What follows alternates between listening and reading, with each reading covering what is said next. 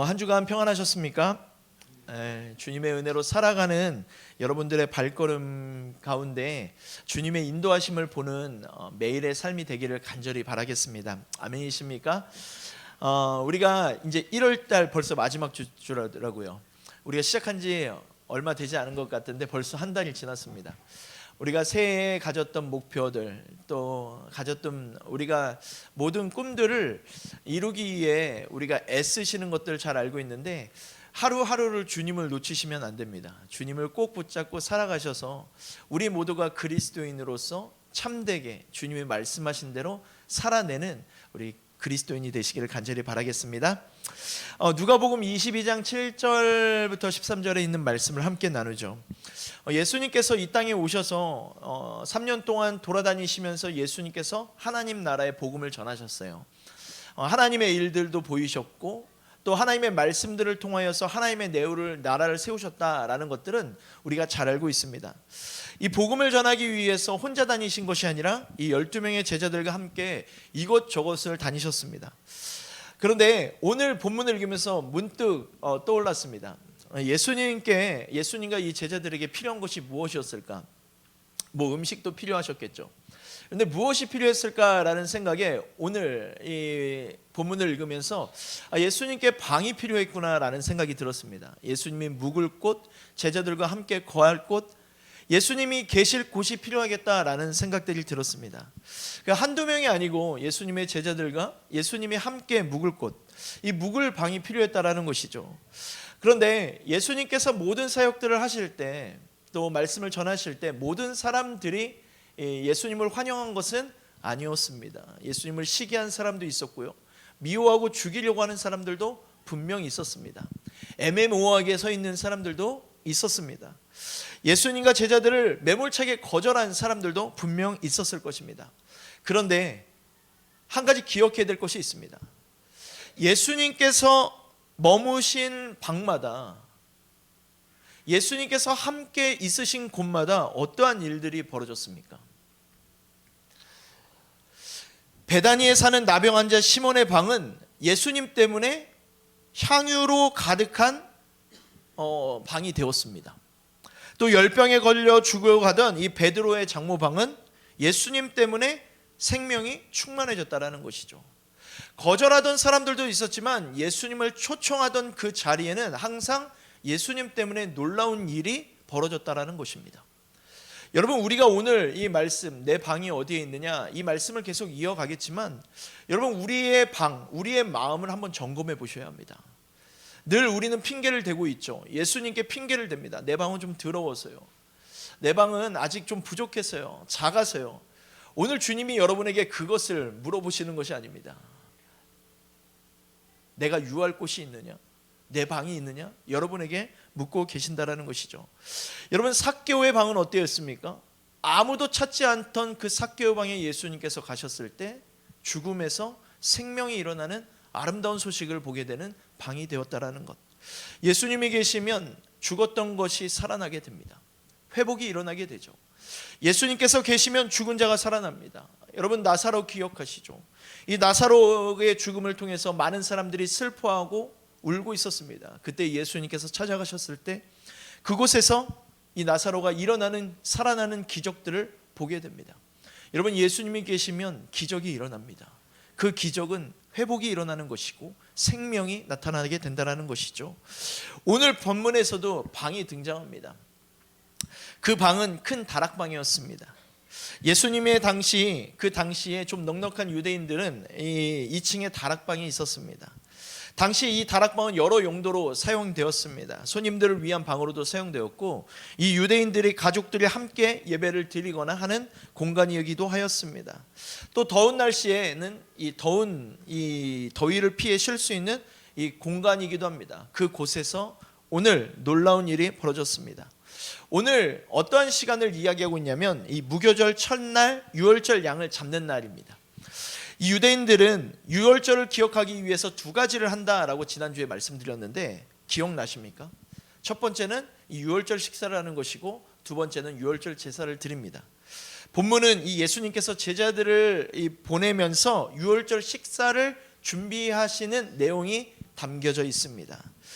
6월절이라고 여러분한테 계속 말씀드렸지만 이 6월절은 이 이스라엘 백성들이 주님께서 구원하시는 경험을 한 그 시간들을 기념하는 시간들입니다.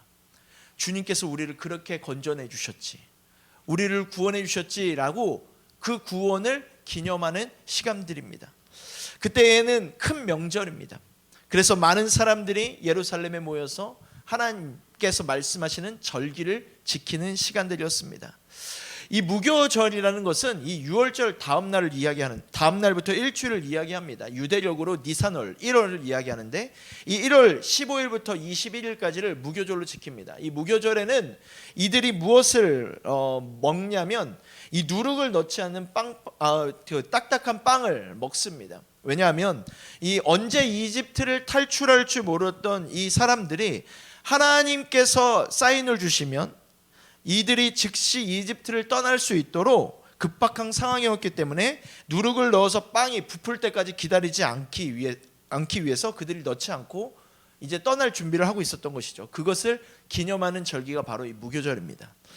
오늘 그때의 그 절기에 예수님께서 6월절 식사를 준비하시기 위해서 자신의 제자들을 보내는 장면이 오늘 본문에 기록되어 있습니다. 예수님께서 제자들에게 이렇게 말씀하십니다. 가서 우리가 먹을 수 있게 6월절을 준비하여라 라고 이야기하고 있습니다. 마태복음과 마가복음에는 이 제자들의 이름이 기록되어 있지 않지만 오늘 누가복음에는 이 제자들을 향한 이름이 기록되어 있습니다. 베드로와 요한은 예수님께 그래서 묻습니다. 어디에다 준비하기를 원하십니까? 라고 주님께 묻습니다. 그때 예수님께서 제자들에게 좀 이상한 이야기를 하세요. 오늘 본문 22장 10절에서 이 12절 말씀에 보면 이렇게 이야기합니다. 너희가 성 안으로 들어가면 이 물동이를 메고 오는 사람이 있을 것이다. 그를 만날 건데 그는 그 들어가는 집으로 따라가서 그 집주인에게 말하기를 선생님께서 당신에게 하시는 말씀이 내가 내 제자들과 함께 유월절 음식을 먹을 그 방이 어디에 있느냐라고 물어보시면 그가 자리를 깔아놓은 큰 다락방을 너희에게 보여줄 것이다 라고 이야기하고 있습니다. 여러분 잘 생각해 보시면요, 예루살렘 성이 작은 도시가 아니지 않습니까? 작은 곳이 아닙니다. 뭐 뉴욕처럼 큰 도시는 아니지만 작은 곳도 아니었습니다.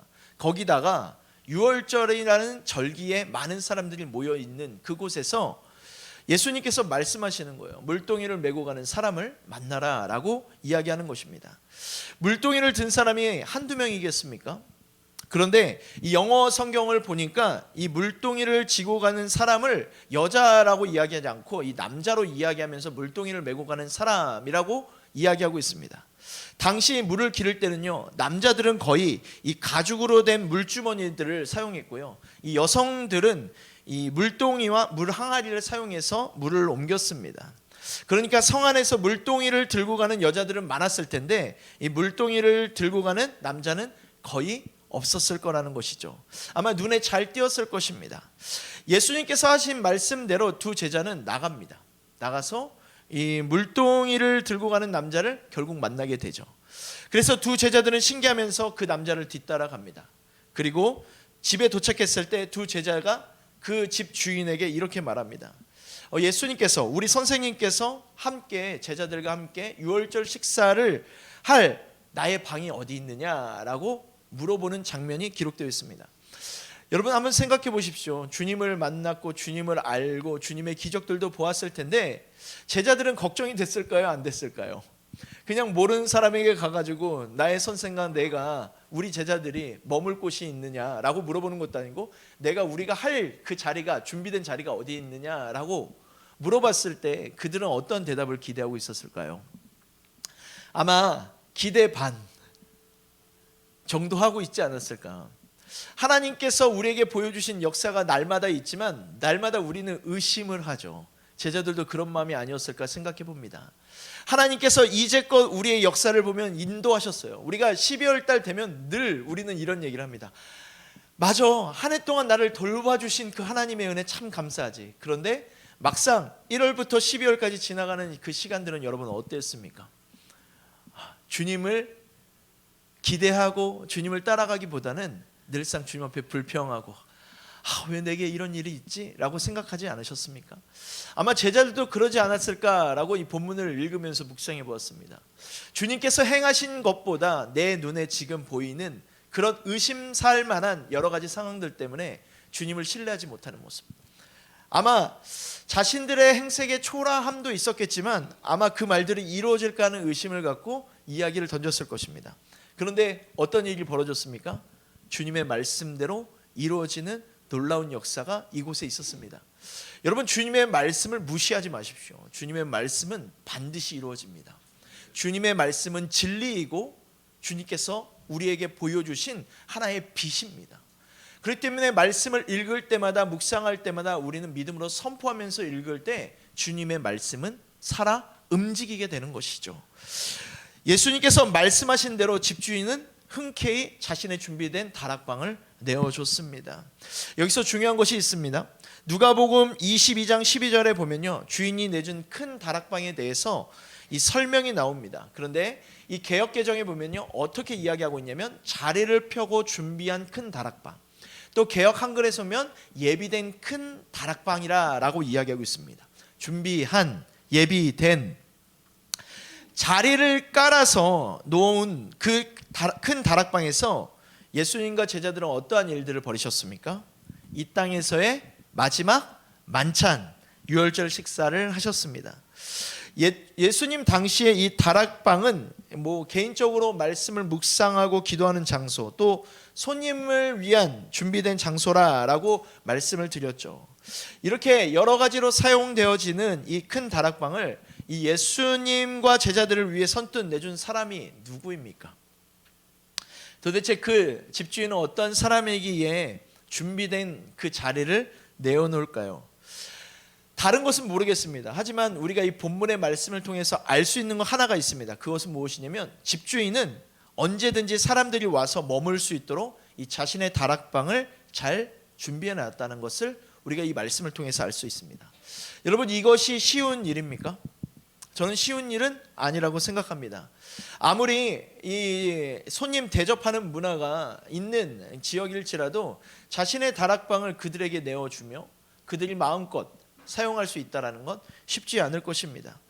그곳에서 예수님께서는 이 친히 제자들의 발을 닦아주셨고 자리를 펴고 준비한 큰 다락방에서 이 마지막 유월절 식사를 하셨습니다. 그리고 그 유월절 식사 시간에 우리가 잘 알듯이 예수님께서 제자들에게 이 떡과 포도주를 주시면서 십자가 죽음을 암시하셨습니다. 자리를 베풀고 준비된 큰 다락방에서 예수님의 마지막 설교가 선포되었습니다. 요한복음 13장에서 17장까지에 나오는 예수님의 가르침이 그곳에서 선포되어 온 것이었습니다. 그리고 제자들을 통해서 모든 사람들을 구원하시려는 예수님의 중보 기도가 그 자리에서 울려 퍼졌습니다. 자리를 베풀고 준비된 그 다락방이 그날 하루뿐만이 아니라 앞으로 계속 지속되어질 귀한 장소가 될 거라는 것을 집주인은 알았을까요? 몰랐을까요? 몰랐을 것입니다. 그 방이 초대교회의 역사에 길이길이 기록될 아주 중요한 방이 될 거라는 것 아무도 몰랐을 것입니다. 우리가 잘 알고 있는 말씀이 있습니다. 사도행전 1장에 있는 말씀에 보면요, 이런 말씀이 있습니다. 그들이 유하던 다락방으로 올라가니 하면서 예수님의 제자들이 함께 모여서 이 오로지 기도에 힘쓰니라 라고 하는데 그 무리의 수가 120명이나 되더라 라고 이야기를 전하고 있습니다. 예수님께서 승천하신 이후에 제자들과 예수님의 가족들, 여인들을 비롯해서 120명이나 되는 사람들이 그 다락방에 함께 모여서 함께 예수님의 말씀대로 기도하고 있었다라고 이야기합니다. 13절에 나온 것처럼 이 다락방은요, 그냥 새로 얻은 다락방이 아니라 제자들이 계속 유하던, 머물던 방이었습니다. 예수님의 제자들은요, 유월절 식사 이후에 계속해서 이 다락방에 머물고 있었던 것입니다. 다락방 주인이 정말 누구인지 모르겠지만 정말 귀합니다. 다락방 주인은 그 방을 내어준 다음에 이 10명 이상의 손님을 자신의 집 2층에 계속 머물게 했습니다.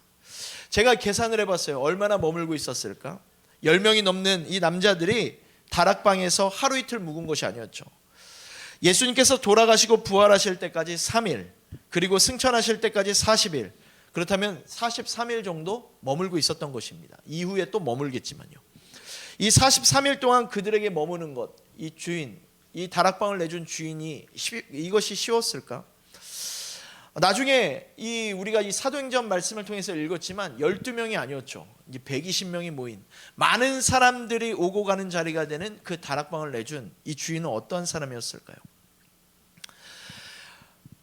이 120명이나 되는 사람이 또 10일 동안 기도하는 이 장면들을 통해서 이 다락방의 주인의 마음을 우리가 한번 배워볼 필요가 있습니다. 결국 이 120명이 기도할 때 하나님의 약속이 이루어졌죠. 성령 강림의 현장이 그곳에서 일어나게 됩니다. 어떤 사람의 그 평범한 다락방이 하나님께서 사용하시는 자리가 되었다는 것, 우리는 이 사실을 잘 주목해 볼 필요가 있습니다.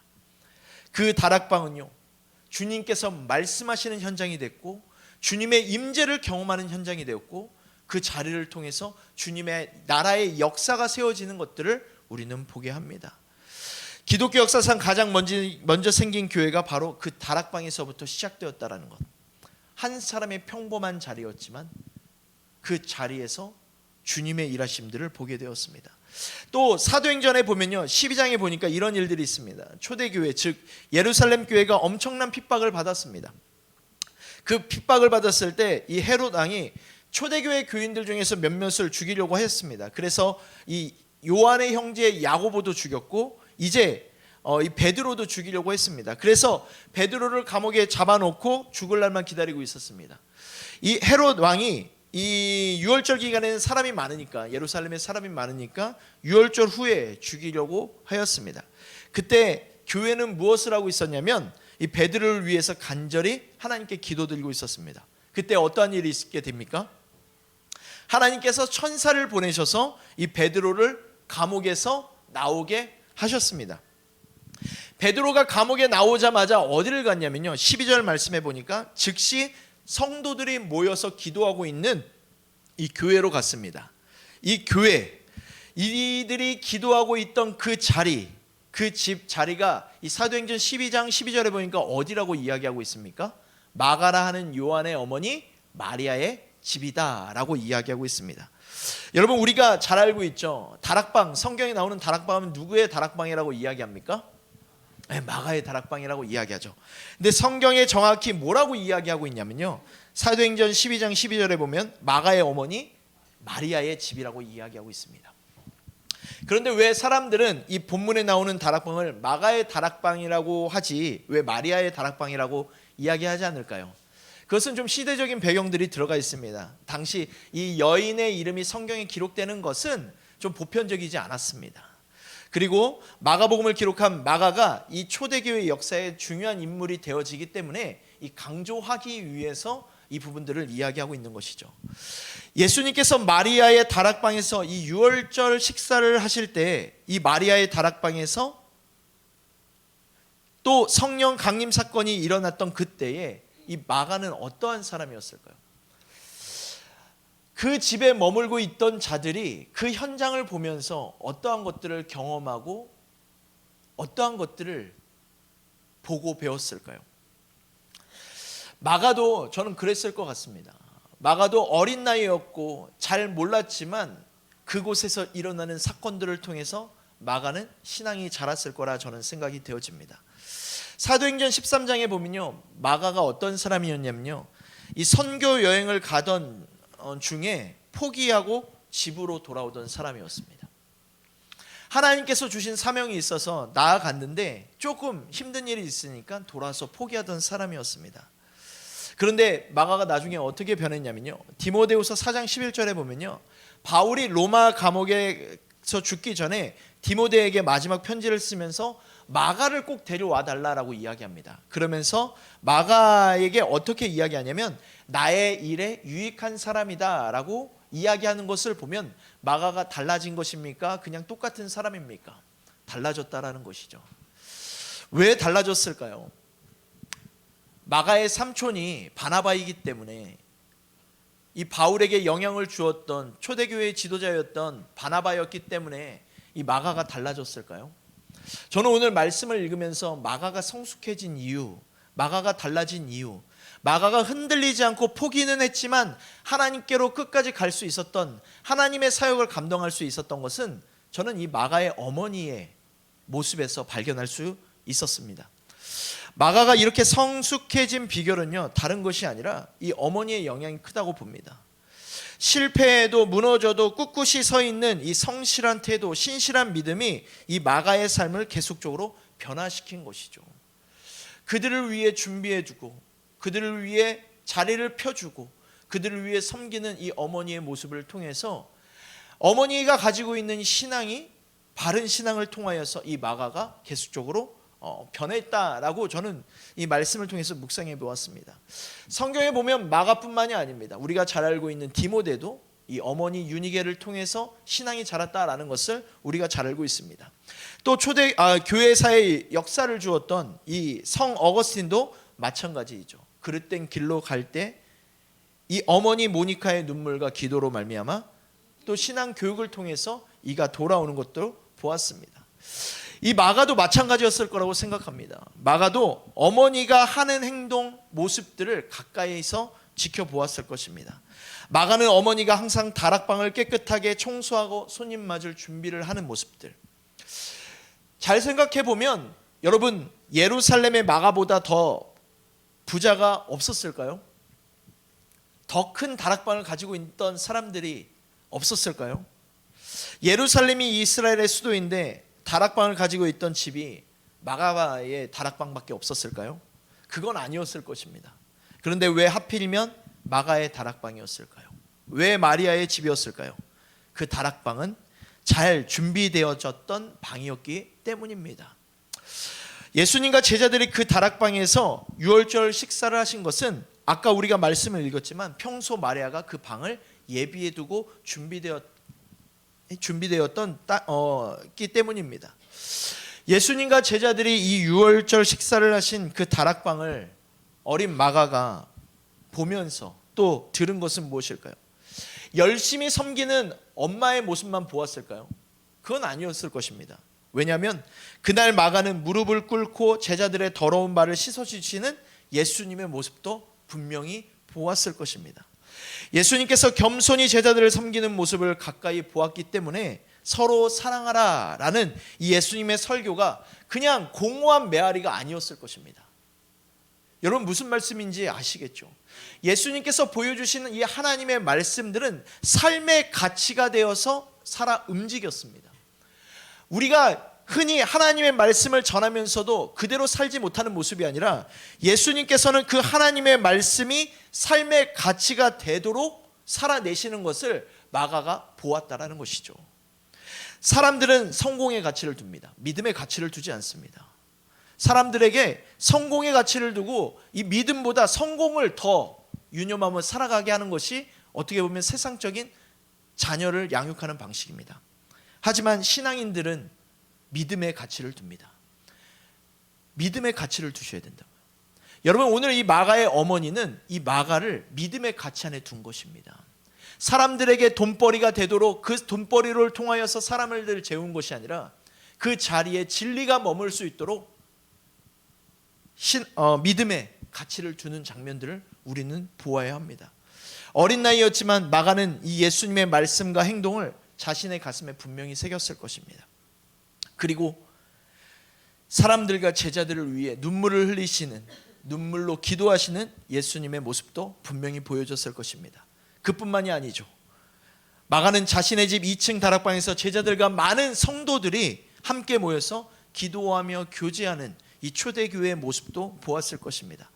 그리고 그곳에서 눈물로 기도하며 성령을 체험하는 장면도 함께 있었던 그 자리에 있던 사람들의 모습을 보았을 것입니다. 여러분 이 모습을 보면서 저는 여러분에게 질문해 보고 싶습니다. 여러분 하나님께서 우리에게 요구하시는 그 방의 모습은 어떠한 방일까요?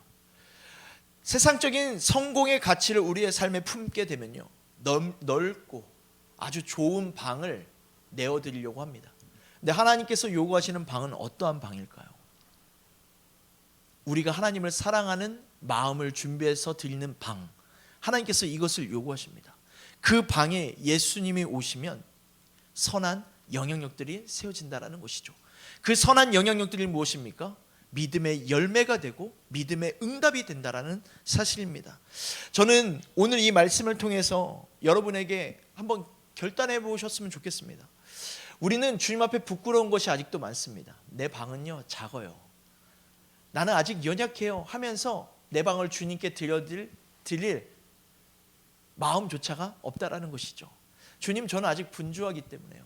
주님, 나는 바쁘기 때문에요. 주님, 나는 아무것도 없기 때문에요. 주님, 나는 아직 깨끗하지 않은 것 같아요. 우리는 여러 가지 조건을 대면서 우리의 방을 주님께 내어드리기를 포기할 때가 많이 있습니다. 근데 주님께서 여러분들에게 요구하시는 건요, 오늘 이 마리아처럼 잘 준비된 방이요? 아니요.